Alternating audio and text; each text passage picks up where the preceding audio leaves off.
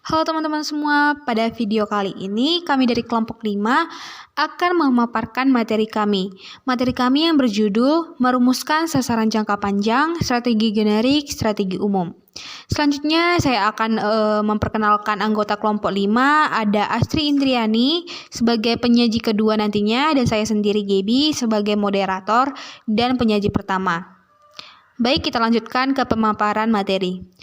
Pemaparan materi pertama yang akan kami paparkan adalah sasaran jangka panjang atau long-term objective. Pengertian tujuan jangka panjang.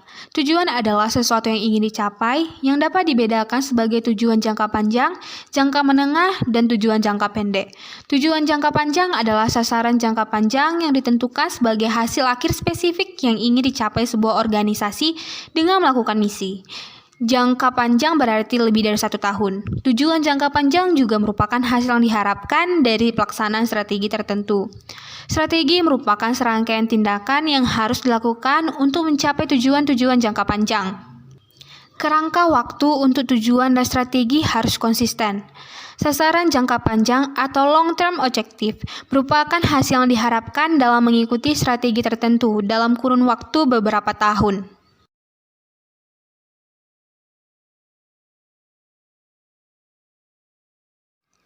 Sasaran seperti ini biasanya meliputi bidang-bidang berikut, yaitu A. Profitabilitas. Kemampuan semua perusahaan untuk beroperasi dalam jangka panjang bergantung pada pencapaian tingkat laba yang layak. Perusahaan yang dimanajemen secara strategi mempunyai sasaran laba tertentu, biasanya dinyatakan dalam bentuk laba per saham, atau earning per share yang disingkat EPS, atau laba atas saham, atau return on equity yang disingkat ROE. Selanjutnya B. Produktivitas. Para manajer strategi terus-menerus berusaha meningkatkan produktivitas sistem mereka. Perusahaan yang dapat meningkatkan hubungan masukan keluaran biasanya meningkatkan produktivitas. Sasaran produktivitas yang umum digunakan adalah jumlah produk yang dihasilkan atau jumlah layanan yang diberikan per unit masukan. Tetapi sasaran produktivitas ada kalanya dinyatakan dalam bentuk penurunan biaya yang diharapkan. Sebagai contoh, sasaran dapat ditetapkan untuk mengurangi jumlah produk rusak, untuk mengurangi jumlah keluhan konsumen, dan alat untuk menekan jam lembur. Mencapai sasaran demikian akan meningkatkan profitabilitas jika keluaran dijaga tetap. Yang C. Posisi bersaing. Salah satu ukuran keberhasilan perusahaan adalah dominasi relatifnya di pasar. Perusahaan yang lebih besar biasanya menetapkan sasaran yang menyangkut posisi bersaingnya. Seringkali dengan menggunakan penjualan total atau bagian pasar sebagai ukuran posisi bersaing. Suatu sasaran yang menyangkut posisi bersaing mungkin menunjukkan prioritas jangka panjang perusahaan. Selanjutnya D. Pengembangan karyawan. Karyawan mengharapkan pertumbuhan dan peluang karir. Menyediakan peluang demikian seringkali meningkatkan produktivitas dan mengurangi angka keluar masuk karyawan. Karenanya, para pengambil keputusan strategi seringkali mencantumkan sasaran pengembangan karyawan dalam jangka panjang mereka. Selanjutnya, E. Hubungan kekaryawanan. Apakah ada ikatan kontrak dengan serikat pekerja atau tidak? Perusahaan secara efektif mengupayakan hubungan kekaryawanan yang baik. Memang, langkah-langkah proaktif dalam mengantisipasi kebutuhan dan harapan karyawan merupakan salah satu titik perhatian manajer strategi. Para manajer strategi percaya bahwa produktivitas terkait dengan loyalitas karyawan dan dengan perhatian manajemen terhadap kesejahteraan karyawan. Mereka, oleh karenanya, menetapkan sasaran untuk meningkatkan hubungan kekaryawanan. Beberapa hasil dari sasaran seperti ini adalah program keselamatan kerja, diwakilinya karyawan dalam komite manajemen, dan adanya skema pemberian saham bagi karyawan. Selanjutnya, F. Kepemimpinan teknologi. Perusahaan dapat memutuskan apakah akan menjadi pemimpin atau pengikut di pasaran. Kedua pilihan ini dapat sama baiknya, tetapi masing-masing menuntut sosok strategi yang berbeda. Karenanya, banyak perusahaan merumuskan sasaran yang berkaitan dengan kepemimpinan teknologi. Selanjutnya, G. Tanggung jawab sosial. Perusahaan menyadari tanggung jawab mereka terhadap pelanggan dan masyarakat pada umumnya. Sesungguhnya, banyak perusahaan yang berusaha lebih daripada yang dituntut oleh pemerintah. Mereka tidak hanya berupaya mengembangkan reputasi dalam hal produk atau jasa yang harganya wajar, melainkan juga memantapkan diri sebagai warga negara yang bertanggung jawab. Sebagai contoh, mereka mungkin menetapkan sasaran untuk menyediakan dana bagi kegiatan sosial dan pendidikan, pelatihan bagi kaum minoritas, kegiatan publik atau politik, kesejahteraan masyarakat, atau peremajaan kota.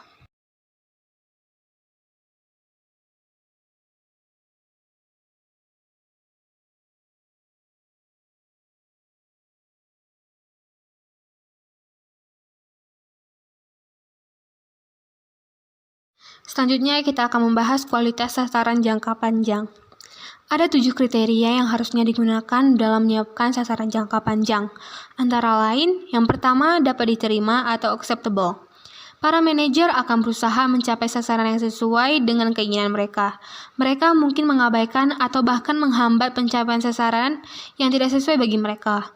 Misalnya, mempromosikan produk makanan yang tidak bergizi, atau yang mereka yakini tidak patut atau tidak sehat. Di samping itu, sasaran jangka panjang korporasi seringkali dirancang agar dapat diterima oleh pihak-pihak luar perusahaan. Contohnya adalah upaya untuk mengurangi pencemaran udara yang dilakukan atas desakan Badan Perlindungan Lingkungan atau Environmental Protection Agency yang disingkat EPA. Yang kedua, fleksibel. Sasaran haruslah bersifat adaptif terhadap perubahan-perubahan tak terduga atau luar biasa dalam ramalan lingkungan dan persaingan perusahaan. Tetapi fleksibilitas demikian biasanya bertambah dengan mengorbankan kespesifikan. Lagi pula, rasa percaya diri karyawan dapat menjadi goyah karena penyesuaian sasaran yang fleksibel ini mungkin mempengaruhi pekerjaan mereka. Salah satu cara memungkinkan fleksibilitas dengan menekan serendah-rendahnya mungkin efek negatifnya adalah dengan memberikan peluang penyesuaian pada tingkat sasaran, bukan esensinya. Sebagai contoh, sasaran bagian personalia berupa penyelenggara pelatihan untuk pengembangan manajerial bagi 15 penyelia per tahun selama 5 tahun ke depan disesuaikan dengan mengubah jumlah orang yang akan dilatih. Sebaliknya, mengubah sasaran bagian personalia menjadi membantu para penyelia produksi menekan kecelakaan kerja sebesar 10% per tahun. Setelah 3 bulan akan menimbulkan rasa tidak puas. Ketiga, diukur atau measurable. Sasaran haruslah secara jelas dan konkret menyatakan apa yang akan dicapai dan kapan ini akan dicapai. Jadi, sasaran haruslah dapat diukur dan mempunyai batas waktu. Sebagai contoh, sasaran meningkatkan ROI sebesar-besarnya. Lebih baik dirumuskan sebagai meningkatkan ROI lini produk kertas setidak-tidaknya 1% setahun, secara total 5% dalam kurun waktu 3 tahun ke depan. Yang keempat, memotivasi atau motivating. Penelitian menunjukkan bahwa orang yang akan menjadi paling produktif bila sasaran ditetapkan pada tingkat yang menimbulkan motivasi cukup tinggi, sehingga menimbulkan tantangan tetapi tidak terlalu tinggi, sehingga menimbulkan frustasi atau terlalu rendah, sehingga sangat mudah dicapai. Masalahnya adalah bahwa orang dan kelompok berbeda-beda dalam persepsi mereka mengenai apa yang disebut cukup tinggi. Suatu sasaran umum yang menentang bagi satu kelompok mungkin membuat putus asa kelompok yang lain dan kurang menarik bagi kelompok ketiga. Saran yang baik adalah menyesuaikan sasaran menurut kelompok yang terlihat. Mengembangkan sasaran seperti ini membutuhkan waktu dan kerja keras, tetapi sasaran macam ini lebih mungkin menimbulkan motivasi.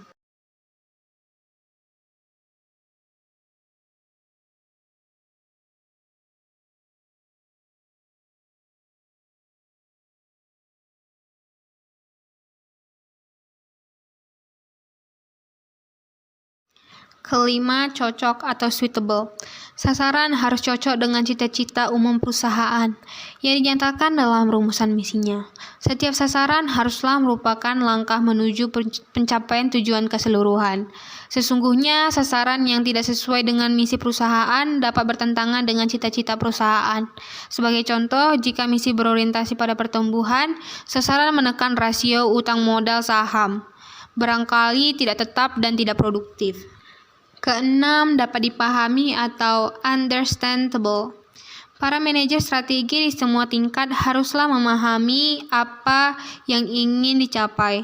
Mereka juga harus memahami kriteria utama yang menjadi dasar evaluasi prestasi mereka. Jadi, sasaran harus dirumuskan sedemikian hingga dapat dipahami baik oleh pembuat maupun penerimanya. Bayangkanlah kesalahpahaman yang dapat timbul terhadap sasaran meningkatkan produktivitas bagian kartu kredit sebesar 20% dalam 5 tahun. Apa arti sasaran ini? Meningkatkan jumlah kartu yang beredar, meningkatkan penggunaan kartu yang telah beredar, meningkatkan beban karyawan, membuat kenaikan produktivitas setiap tahun, atau berharap bahwa sistem komputer baru yang akan meningkatkan produktivitas disetujui pada tahun 5. Seperti tampak pada contoh sederhana ini, sasaran harus jelas, bermakna, dan tidak mendua arti. Yang ketujuh, dapat dicapai atau achievable. Akhirnya, sasaran harus mungkin dicapai. Ini lebih mudah dikatakan ketimbang dilaksanakan. Turbulensi dalam lingkungan jauh dan lingkungan operasional mempengaruhi operasi intern perusahaan, menimbulkan ketidakpastian dan membatasi akurasi sasaran yang ditetapkan oleh manajemen strategi. Sebagai contoh, sangat berfluktuasinya suku bangsa di tahun 1985, khususnya dalam bidang-bidang seperti proyeksi penjualan bagi produsen produk-produk konsumen tahan lama seperti General Motor atau General Electric.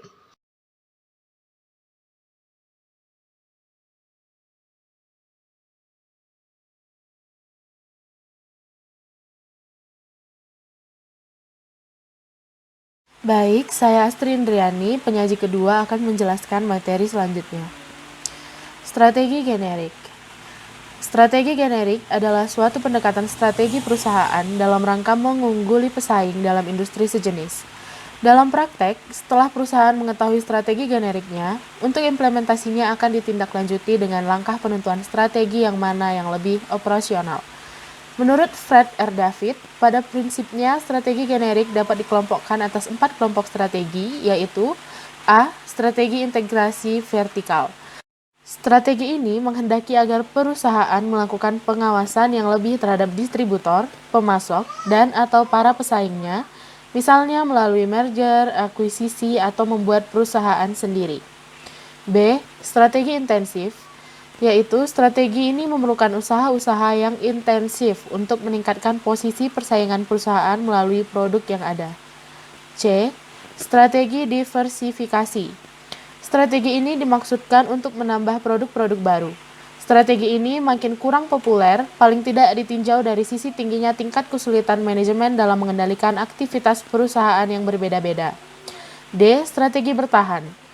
Strategi ini bermaksud agar perusahaan melakukan tindakan-tindakan penyelamatan agar terlepas dari kerugian yang lebih besar, yang pada ujung-ujungnya adalah kebangkrutan. Menurut Michael Porter, jika perusahaan ingin meningkatkan usahanya dalam persaingan yang semakin ketat, perusahaan harus memilih prinsip berbisnis, yaitu A. Mencapai keunggulan biaya menyeluruh atau overall low cost leadership dalam industri. Strategi ini menekankan pada upaya memproduksi produk standar atau sama dalam segala aspek dengan biaya per unit yang sangat rendah. Produk ini biasanya ditujukan kepada konsumen yang relatif mudah terpengaruh oleh pergeseran harga atau price sensitive, atau menggunakan harga sebagai faktor penentu keputusan.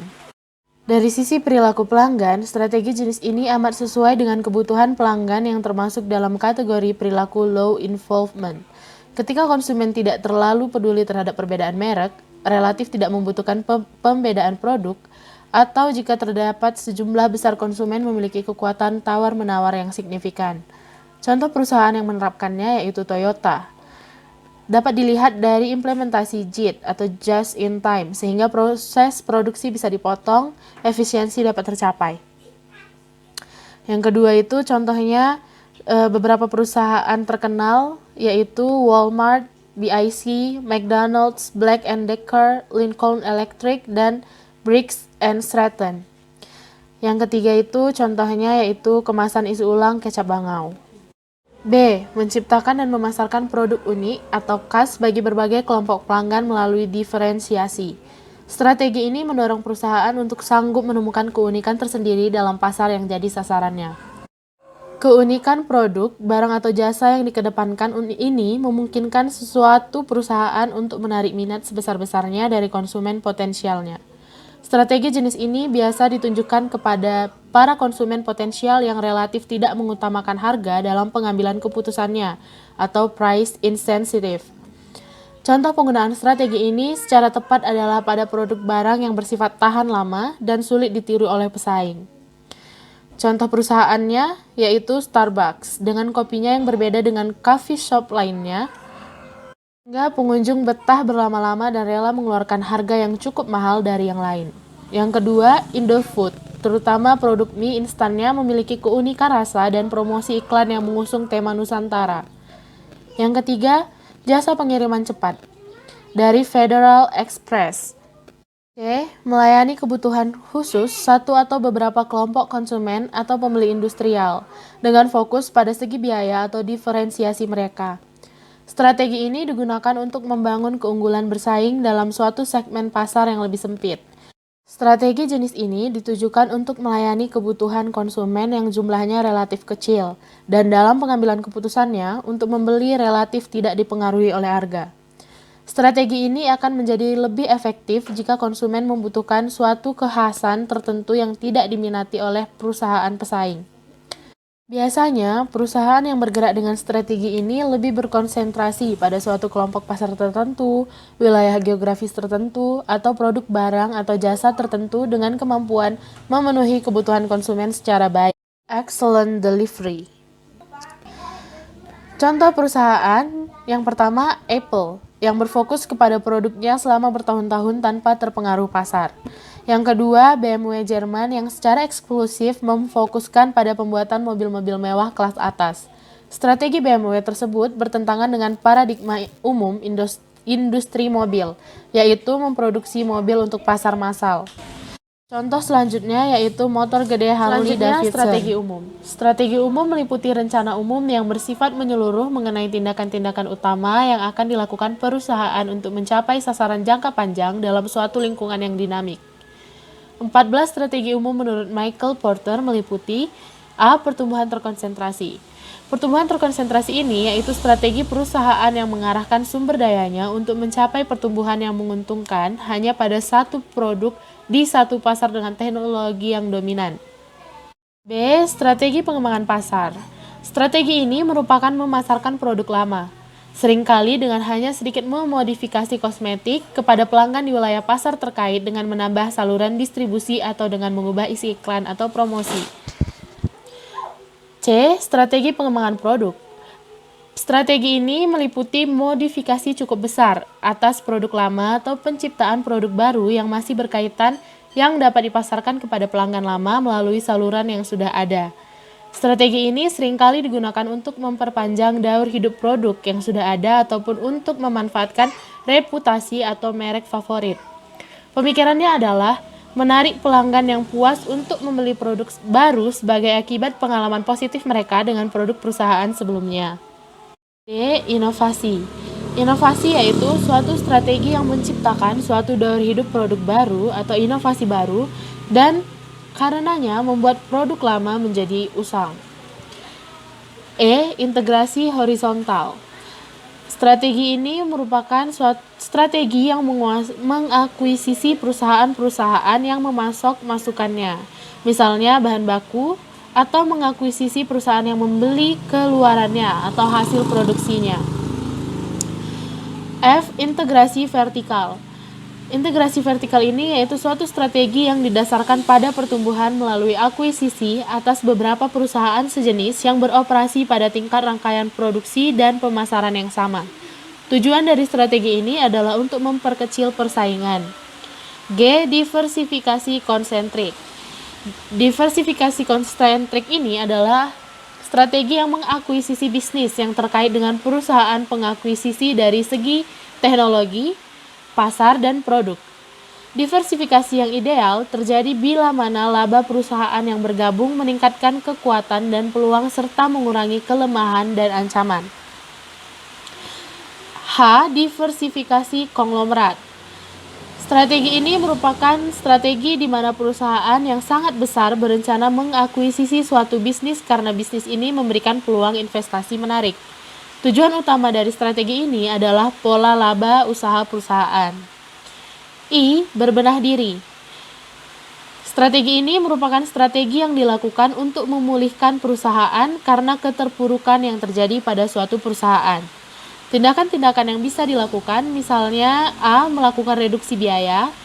Contohnya yaitu pengurangan tenaga kerja melalui pensiun dipercepat, PHK. Yang kedua, memperpanjang usia mesin, mengurangi kegiatan promosi, menghentikan salah satu produk dari lini produk yang ada. B. Melakukan reduksi aset.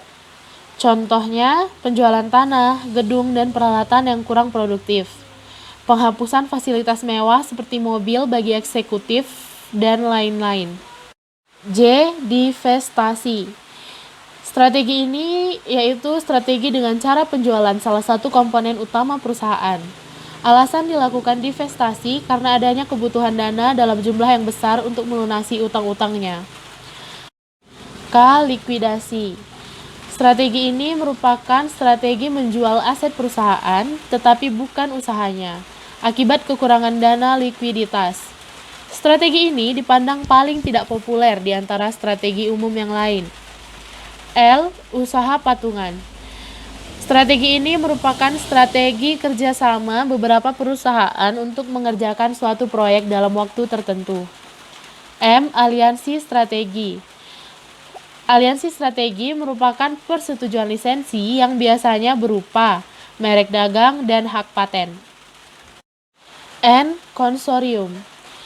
Konsorium ini merupakan keterhubungan raksasa bisnis yang saling berkait antara bisnis dalam suatu industri. Di Jepang, konsorium semacam ini dikenal sebagai keiretsu, yaitu sebuah usaha yang melibatkan beberapa perusahaan besar dan berbeda yang bergabung membentuk perusahaan dagang besar.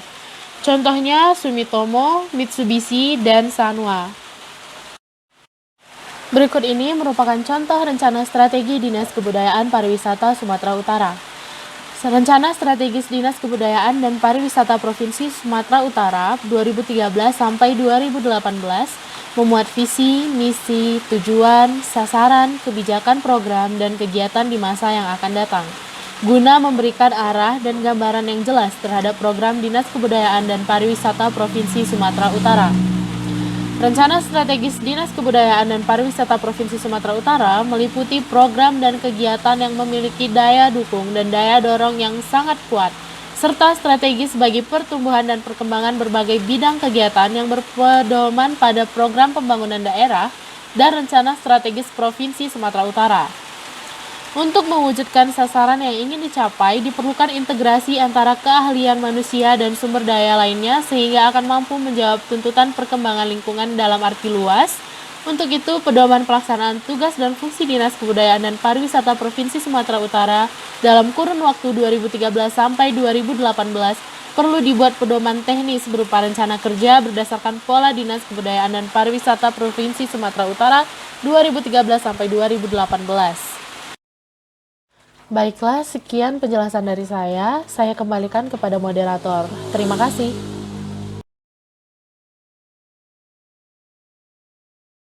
Baik, demikian pemaparan dari kelompok 5. Untuk teman-teman yang memiliki pertanyaan, dapat menyampaikan pertanyaannya di grup chat kelas kita. Terima kasih.